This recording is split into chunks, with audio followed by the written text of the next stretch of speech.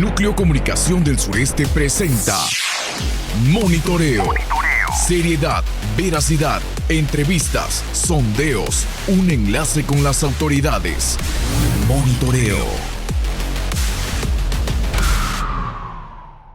¿Qué tal? Muy buenos días. Gracias por acompañarnos aquí en Monitoreo. Yo soy Argelia Llanes y el día de hoy nos acompaña en el estudio el psicólogo Moisés Torres y vamos a platicar de un tema que en esos momentos pues está dando mucho de qué hablar aquí en Campeche. Es un tema que se está volteando a ver después de muchos años haber sido ignorado o poco tomado en cuenta, que es el trastorno de déficit de atención e hiperactividad. Y vamos a platicar un poco sobre cómo se ve esto en la comunidad estudiantil. Muy buenos días, psicólogo.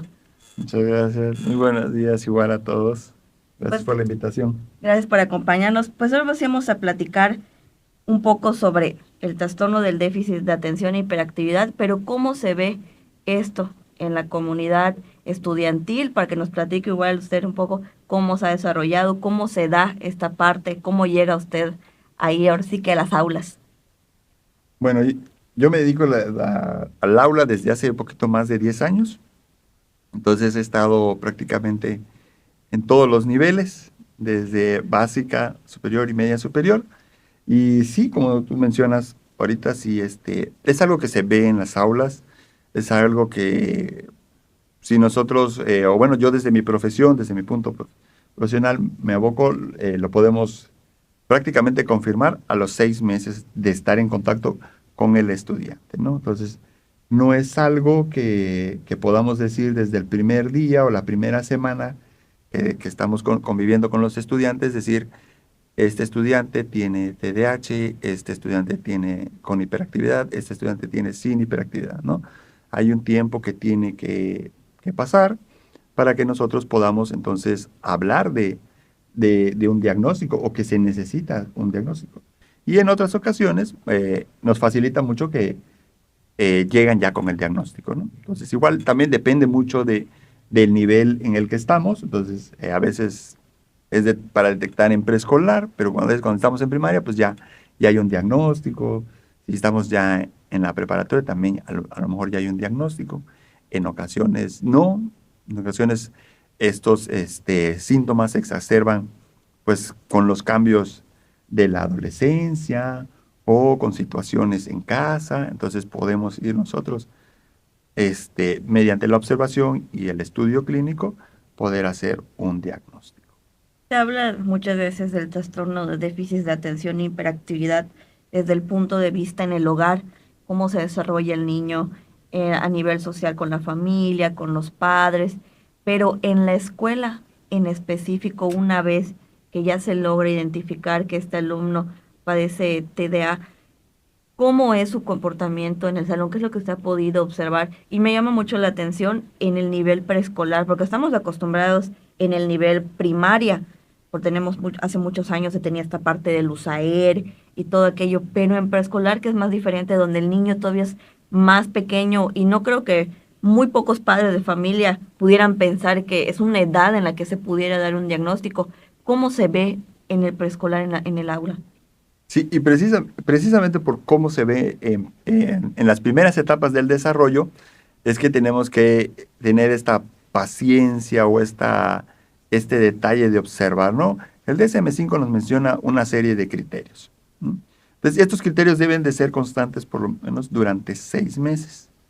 Después de esos 6 meses, ya podemos hablar de que se necesita un diagnóstico o podemos decir, hay muchas probabilidades de que el niño o la niña tenga esta condición, ¿no? Entonces, porque lo que tú mencionas son conductas y esas conductas son los síntomas de la condición, ¿no? Entonces, síntomas muy comunes que vamos a ver como el poco control de algo que llamamos de las funciones ejecutivas, ¿no? Entonces, ¿cuáles son las funciones ejecutivas? Cuando nosotros nos detenemos o esperamos nuestro turno o nos detenemos frente a una acción, ¿no?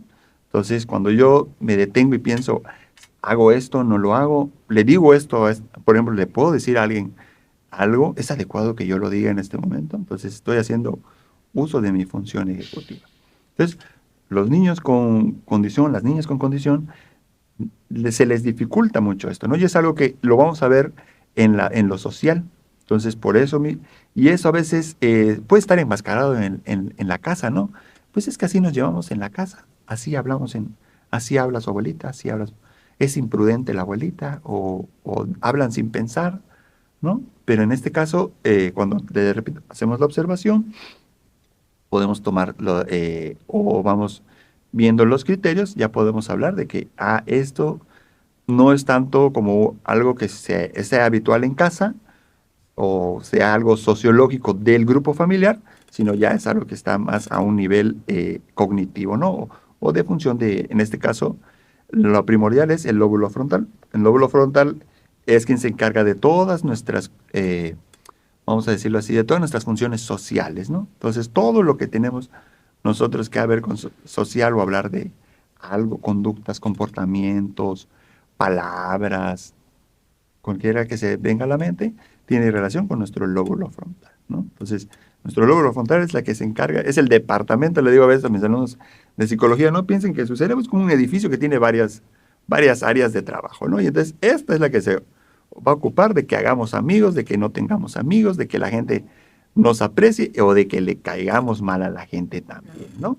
Entonces, esa área de ese lóbulo es el que vamos a ver que nos va a decir qué está pasando, ¿no?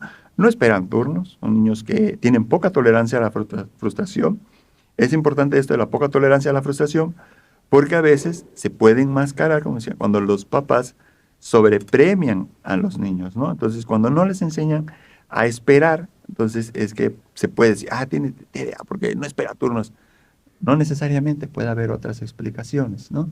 Entonces, no esperan turnos, por ejemplo, a veces los berrinches o los arranques, ¿no? Estas cuestiones a veces también cuando hacemos un jueguito, estamos jugando en el aula o estamos jugando en el patio y el niño se enoja porque va perdiendo o no pierde o pierde y se altera mucho, o ese podría ser un signo igual, ¿no? Entonces, repito, igual no significa que porque ya lo vi, ya me voy a ir.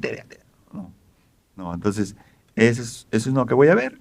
El otro puede ser que a lo mejor haya, en preescolar, a lo mejor hay algún retraso en el lenguaje, ¿no? En la forma en que se habla, no habla fluido como sus otros compañeritos. Entonces, repito, puede haber muchos factores por lo cual el niño no está hablando adecuadamente, ¿no? Pero con la entrevista y la observación podemos ir descansando. Pero son síntomas que ahí van a estar presentes. En ese sentido es muy importante también el observar, pero no sobreobservar tampoco a nuestros hijos. O sea, también esta parte de lo que le comentan los maestros en el aula, ver cómo se comportan en el hogar y poder hacer estas evaluaciones también como padre para poder identificar diferencias y ya proceder a buscar a un especialista para que le haga la evaluación correcta. Sí, y casualmente es algo que yo a veces le digo a los papás, porque a veces los papás en la consulta nota uno su preocupación, ¿no? Entonces lo ven como algo catastrófico o algo que va a cambiar sus vidas, y yo siempre les pregunto, bueno, le voy a hacer una pregunta básica y facilita. ¿Ustedes aman a su hijo? Sí, por supuesto, maestro, hasta me ofende que me pregunte eso, porque... entonces, lo que pase después, ¿va a importar o no va a importar? Pues no tendría por qué importar. ¿Lo va a dejar de querer? No, por supuesto que no. O sea, igual. Veo, entonces no es tan importante el diagnóstico. Es importante porque nos va a ayudar a proporcionarle herramientas, que lo que nosotros buscamos en las terapias y con los ejercicios es la independencia y el autocontrol, la autorregulación. Entonces, eso es lo que nos va a facilitar un diagnóstico. Entonces no va a haber muchos cambios, ¿no? Va a haber unos cambios en casa, puede ser que a usted le tome más esfuerzo, puede ser que no, puede ser que le sean muy desafiantes, puede ser que no. No le puedo decir acá, ahorita esto, porque esto no es así de predecible, ¿no? Ahí los casos son muy diferentes de uno a otro. Lo que usted vio con el hijo de su compadre, con la vecina, no necesariamente va a pasar en su caso, ¿no? Entonces, no se preocupe, vamos a llevárnosla tranquilo, no hay que estar, no, porque igual sucede que cuando nos anticipamos o autodiagnosticamos, podemos llegar a cometer el error de ponerle etiquetas a los niños, a las niñas, a los estudiantes, ¿no? Y entonces cambia la forma en que nosotros los percibimos. Y al cambiar la forma en que yo percibo a una persona, evidentemente yo tengo otras actitudes hacia él y tengo otras conductas hacia él, ¿no? Claro. Que es lo que va a hacer que también va a contribuir a que se adapte o no se adapte a las situaciones o le favorezca, ¿no? Entonces hay que tener mucho cuidado con esto de la sobreobservación o la sobreprotección o estar pensando que, ay, porque a lo mejor, ¿qué tal si lo tiene? O esa, yo entiendo, le digo a los papás, entiendo que le preocupa o le puede causar ansiedad por lo mismo, ¿no? Por la primera pregunta que yo le hice.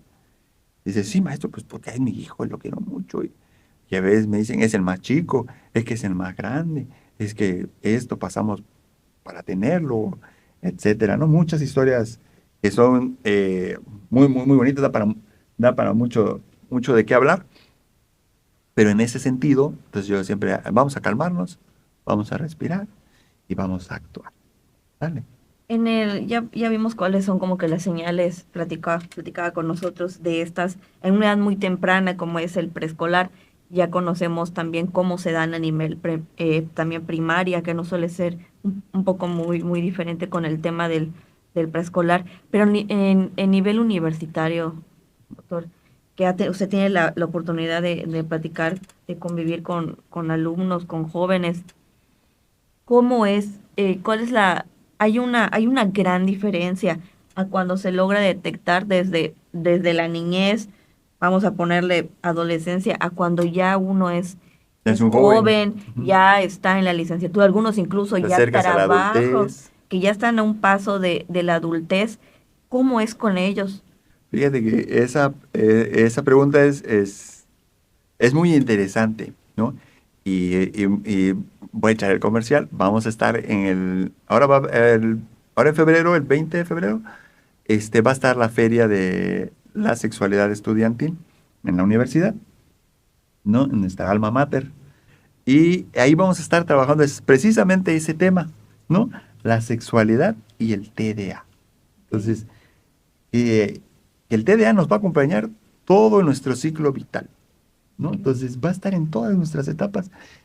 Y casualmente, como tú mencionaste, ¿no? Eh, los síntomas van a cambiar, las acciones van a cambiar. Evidentemente, cuando somos jóvenes, tenemos acceso a más recursos, Sí. tenemos un círculo social más amplio, ¿no? Entonces, nuestro sistema de creencias ha cambiado, nuestro sistema de valores también se ha modificado, no es el mismo que teníamos precisamente de niños o de adolescentes, ¿no? Algunos valores se modifican.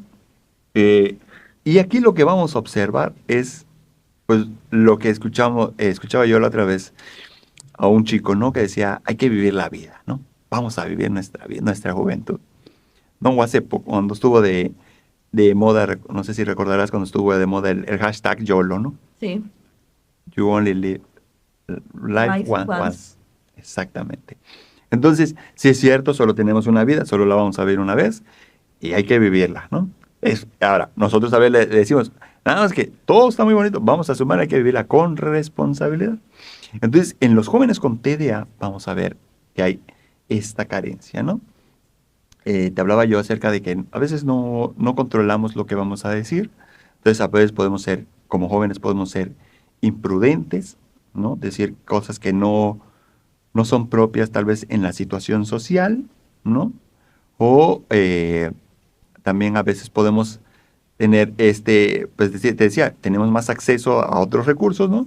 Entonces, evidentemente, si ya estamos hablando de 18 años, ya podemos consumir, ahora sí que lo legal, ¿no? Entonces, todas las sustancias legales, cigarro, alcohol, ¿va? Entonces, ahí podemos ver también que eso se ve. Hay unos estudios que nos dicen que hay una gran predisposición a las adicciones, ¿no? Cuando se tiene TDA. Y esto sucede porque el cerebro con TDA tiene lo que pasa es que los neurotransmisores no se captan de la misma forma que un cerebro neurotípico, ¿no? Entonces, al ser un cerebro neurodivergente, las sinapsis tienen un sistema muy diferente, ¿no? Entonces, la sinapsis es cuando pasa la sustancia de una célula a otra, ¿no? Las células, las neuronas, desde ese espacio se llama sinapsis. Y estos neurotransmisores se fijan por poco tiempo o tardan tiempo en fijarse a la neurona. Entonces, claro que evidentemente, hace rato hablábamos de la fórmula, antes de iniciar, hablábamos de la conducción, ¿no? Entonces, cuando somos conductores temerarios, tenemos un conductor temerario, entonces podemos hablar de que ahí hay un síntoma o hay una señal de un posible TDA. ¿Mm? Entonces, tenemos el que son desafiantes, a veces son más desafiantes a ciertas normas que digamos, el estándar de ser desafiante, ¿no? Entonces, sigue igual lo mismo, ¿no? Poco control sobre los impulsos, ¿no? Y lo podemos ver igual como hablábamos también, estábamos comentando para la feria, ¿no? Hablar de la hipersexualidad, ¿no? Entonces, la hipersexualidad también es un síntoma, ¿no? Puede ser que tenemos muchas parejas, entonces igual lo mismo, hablábamos de la adicción, ¿no? Puede haber una adicción al sexo, puede haber una adicción a sustancias, ¿no? La adicción al alcohol, y así como también dicen, ¿no? La adicción a la adrenalina. Entonces, todo aquello que proporciona, ¿por qué? Porque los reforzadores, o cuando nuestro cerebro libera la oxitocina, la dopamina, que son dos de los principales neurotransmisores, entonces es lo que hace que nuestro cerebro se sienta, pues sienta placer, ¿va? Entonces por eso están en esa búsqueda constante de ese placer, ¿no? Entonces son como que algunos síntomas que podemos ver en los estudiantes. Correcto, con esto vamos a la primera pausa y regresamos. En un momento regresamos a Monitoreo, en Núcleo Comunicación del Sureste. Continuamos con Monitoreo en Núcleo Comunicación del Sureste. Gracias por continuar aquí en Monitoreo. Ya se encuentra también con nosotros aquí en el estudio Verónica Peraza Méndez. Ella es presidenta de la Asociación TDA en Campeche. Muy buenos días. Buenos días, es una disculpa. Causas mayores de manifestación, de desfile cívico, no sé qué había en el malecón, pero acá estamos. Platicábamos antes de la pausa con el psicólogo sobre cómo se refleja el TDA. Ahora sí que en los adultos, ya vimos un poco en los niños, en los adultos, pero también desde la asociación, cómo se trabaja con niños, hablamos de este nivel preescolar, y también cuando llegan adultos a la asociación, cómo es el trabajo con ellos, cómo es esta parte de, pues ahora sí, de atenderlos una vez que ya también tomaron el paso, porque recuerdo que una vez también en un evento platicaba que no es difícil, que es difícil a veces incluso aceptar el diagnóstico del TDA. En adultos. Mira, la asociación, como mencionaba el psicólogo, sí trabajamos desde ya niños de preescolar, porque tenemos niños maravillosos de 4 años, no solo con TDA, sino con TDA y autismo. Y están a cargo los grupos de los dos psicólogos, el psicólogo y la psicóloga Daniela. Y también ahorita ya estamos atendiendo desde el año pasado ya población adulta, jóvenes que nos buscan a través de las redes, jóvenes de 25, 35 años, por ejemplo, yo estoy dando psicoeducación, un chico de 25 años que ya lleva esta parte de que no terminó la carrera, bueno, empezó una carrera, se pasó a otra, cayó en el consumo de adicciones, marihuana, por ejemplo, en su caso de él, ya cambió 8 veces de trabajo, ahorita lo volvieron a despedir. Entonces estamos dando una psicoeducación porque hay que llevar un acompañamiento, va a ir al psiquiatra para que también tenga su medicación, va a empezar terapia y pues sí que buscar trabajo para poder sostener también su tratamiento, ¿no? Porque si no hay, tú sabes que ahorita hay desabasto de medicamento en el psiquiátrico, entonces si no hay el medicamento, pues y no va a poder pagar ni comprar el medicamento ni la terapia, eso es algo que nos sigue preocupando, ¿no? Y las personas adultas, las mamás se dan cuenta que también tienen TDA o el papá, porque cuando ya lo llevan con nosotros, ya reconoce, le digo, ustedes no se van a hacer la evaluación, ¿no? Ya ves que estamos en la campaña de impresión diagnóstica. Dice, es que yo fui así de niño, ¿no? El caso de un niño, ¿no? Su papá, yo fui igual que mi hijo. Y cuando estaba en secundaria me sacaban mucho, ¿no? Entonces, estamos en ese acompañamiento a las personas adultas de orientarlos adecuadamente cómo llevar primero la aceptación al diagnóstico y después encaminarlos a los tratamientos.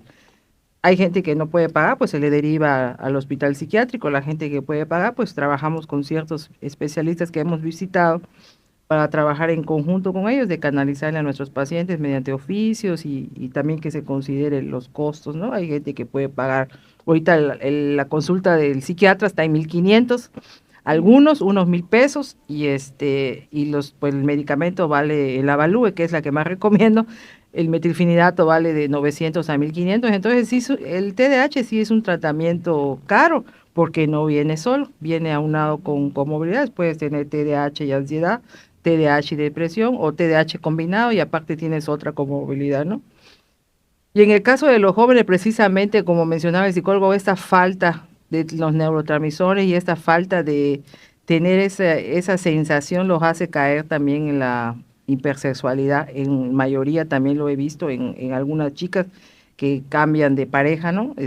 Sus relaciones no duran o sus matrimonios no duran, embarazos tempranos también, y en caso de las adicciones, pues precisamente con esa adrenalina que ellos se van metiendo, ya sea como este chico marihuana o cocaína, hasta que ellos van reconociendo, ¿no? Que bueno, esto me da placer, pero también me causa ciertas complicaciones ya como la adicción, ¿no? Entonces, se trabaja con el TDA, trabajamos los temas como ahorita que nos invitó la universidad, vamos a estar en la feria es el 20, ¿no? De El febrero. 20 de febrero. Vamos a hacer una feria que nos piden a nosotros y pues con mucho gusto vamos a participar.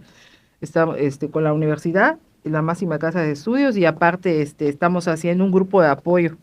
Ya vamos a abrir el grupo de apoyo que comienza el 10, porque ya tenemos varios jóvenes inscritos de 14 a 20 años, que vamos a manejar ahí un modelo, que ellos se aprendan a adaptar a todas sus condiciones, a tener autocontrol, porque aunque en la vida adulta lo que más prevalece, ya cuando somos adultos, somos muy impulsivos y tenemos que tener, como me dice él, nuestro semáforo, ¿no? A mí, por ejemplo, ustedes me conocen, a veces puede ser muy impulsiva, hasta para eufórica de decir las noticias salidas y reales, ¿no? Pero nos prevalece.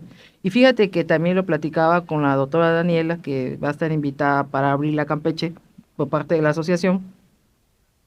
Cuando hay los cambios hormonales de la mujer, se complica más, se acentúa más la impulsividad. Porque acuérdate que nosotros dejamos de tener ciertos hormonales, ¿no? El estrógeno y todo eso. Entonces se nos complica más. Entonces sí tenemos que estar pues en la meditación, por ejemplo yo en la yoga, salir a caminar, tratar de regular, ¿no? Entonces esto también nos sirve, que esos grupos son autodirigidos. ¿Qué te ha funcionado a ti? Porque tengo un chico que está en la Facultad de Psicología que tiene autismo. Ayer me habló y me dijo, yo quiero ir con usted al foro de eso de la ley de autismo, y le dije, sí, vamos a participar, la asociación va a participar, y me dijo, pero quiero mi nota de permiso, ¿no? Para no faltar a la facultad. Él tiene TDA y autismo 2, está haciendo el doble esfuerzo porque ya va por el segundo año de la carrera, entonces es admirable, y él comenzó desde chiquito en la asociación, ¿no? Y ahorita le dije me dijo, no me voy a integrar a los grupos porque son horarios de tarde, de clase, pero sí quiero ir al foro con ustedes, y entonces me da gusto que Rafa esté con nosotros porque lo vi desde chiquito, y me da gusto que ahí se ve también el esfuerzo de los papás, aunque sean papás separados, pues ahí está el resultado de un tratamiento temprano, ¿no? Y el doble esfuerzo es admirable porque tiene dos condiciones y está ya en una carrera de psicología, y bueno, y empezó desde pequeño y continuó su tratamiento en la asociación, porque cuando cerraron el USAER, 55, muchos cayeron en la asociación y él es parte de ellos.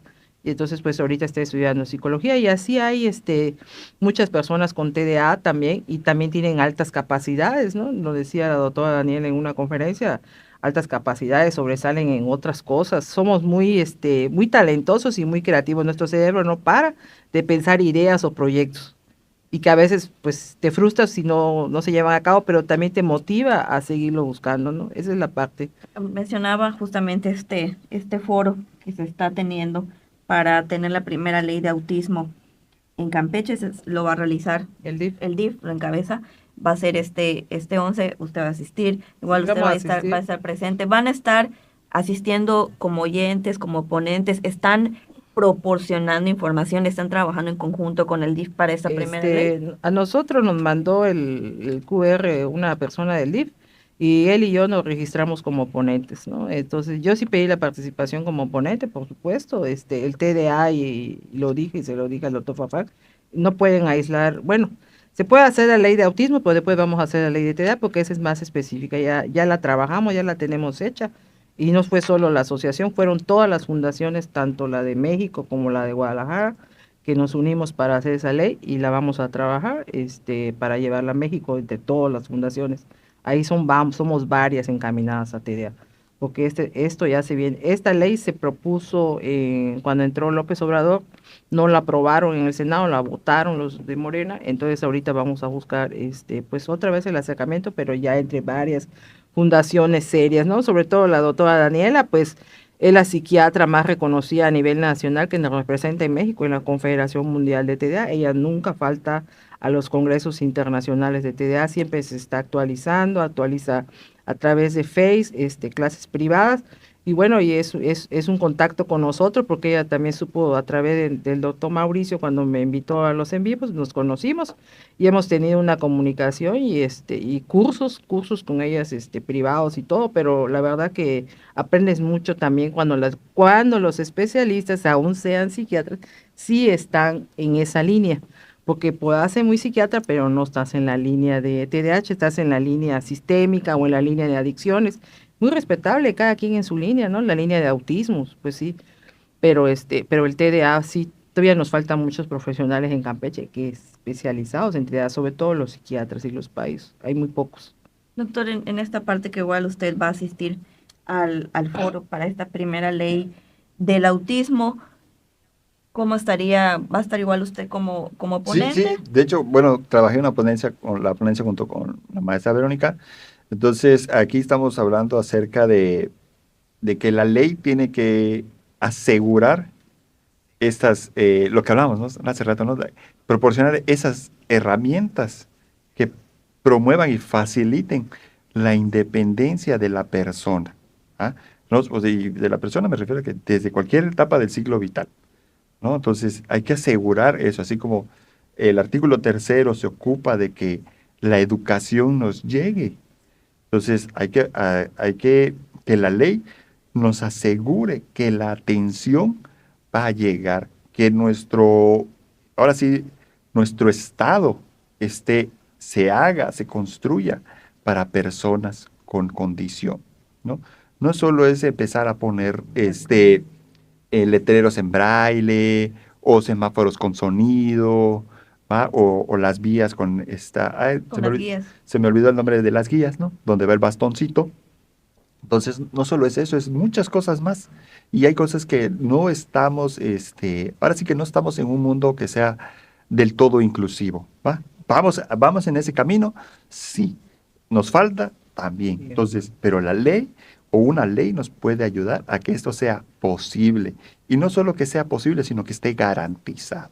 Entonces, eso es lo que pretendemos nosotros, igual como asociación, o es también parte de nuestra misión como asociación, brindarle esa información y esas herramientas, esa educación a nuestros usuarios, ¿no? Porque al final, pues vienen con nosotros, Sí. se cierra un ciclo y ya tienen que salir ellos solos, ¿no? Entonces ellos solos tienen que desarrollarse en el mundo real, ¿ah? Entonces, eso es lo que nosotros buscamos con la ley o con nuestras propuestas de ley. Ya por último, para despedir el programa, Presidenta, un mensaje para la ciudadanía ahora sí, con respecto A la al neurodivergencia. a la neurodivergencia y luego usted.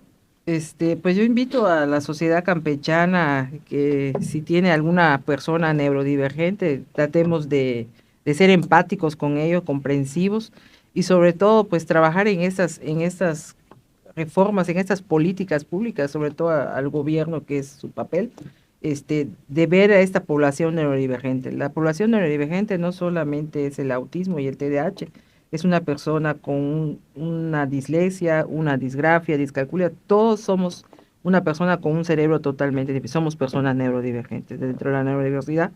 Y también pues invitarlos a los grupos de apoyo que van a empezar el martes para los chicos de 14, chicas y chicos de 14 a 20 años, y los grupos de padres que estamos manejando cada 15 días, para padres que tengan hijos con TDA o con TEA o que sea una población neurodivergente. O sea, son bien recibidos en la asociación. Ajá, sí. Pues de la misma forma, búsquenos o nos pueden ubicar en Facebook como Asociación TDA.